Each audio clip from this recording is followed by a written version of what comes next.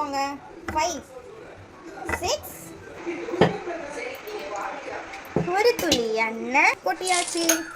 Sound வரணும். இது நன்றாக ஸ்ப்ளிட் பண்ணியிருக்கோம். ஆனியன் பீசஸை இதில் போடணும்.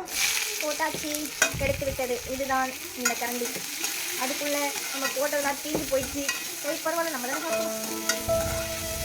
இதுக்கு தான் நான் வீடியோ எடுத்துகிட்டே இல்லை போட மாட்டேன். தீஞ்சு போனதை நான் லாஸ்ட்டாக இது தூக்கி போட்டுருணும்.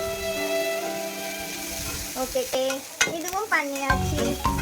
அதுக்கப்புறம் என்ன பண்ணோம்னா தக்காளி போடணும்.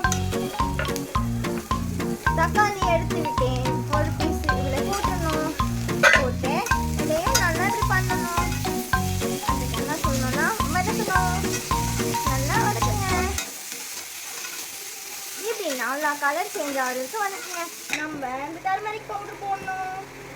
ஒரு குட்டி ஸ்பூன் போடணும். சால்ட் வந்து இந்த கலர் தான் இருக்கும், வெள்ளையாக இருக்கும். அது பர்பிள் கலர் ஸ்பூனில் தான் போடணும். இது பர்பிள் லவர்ஸ்க்கு மட்டும்தான் டெடிகேட் பண்ணுறேன் இந்த வீடியோ. அதெல்லாம் இருக்கா பர்பிள் கலர். ஓகே, அதை ஒரு ஸ்பூன் போட்டாச்சு. அதையும் நல்லா மிக்ஸ் பண்ணிவிட்டு இருக்கும். கை வலிக்கு நிறைய பேர் இருந்தால் நிறைய தண்ணி ஊற்றுங்க, கொஞ்சம் பேர் இருந்தாங்கன்னா கொஞ்சம் தண்ணி ஊற்றுங்க. இப்போ இது ரொம்ப அழகாக இருக்கும். அதில் இப்படி போடணும்.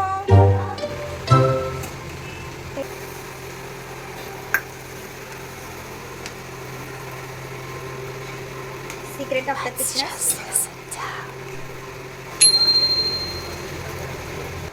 அதுக்குள்ளே டயர்ட் ஆகிட்டேன். இதுதான் லாஸ்ட்டு. இதை மட்டும் கொஞ்சம் ரவுண்ட் ஷேப் வந்துச்சுன்னா போதும். அவ்வளோதான் முடிஞ்சிடுச்சு.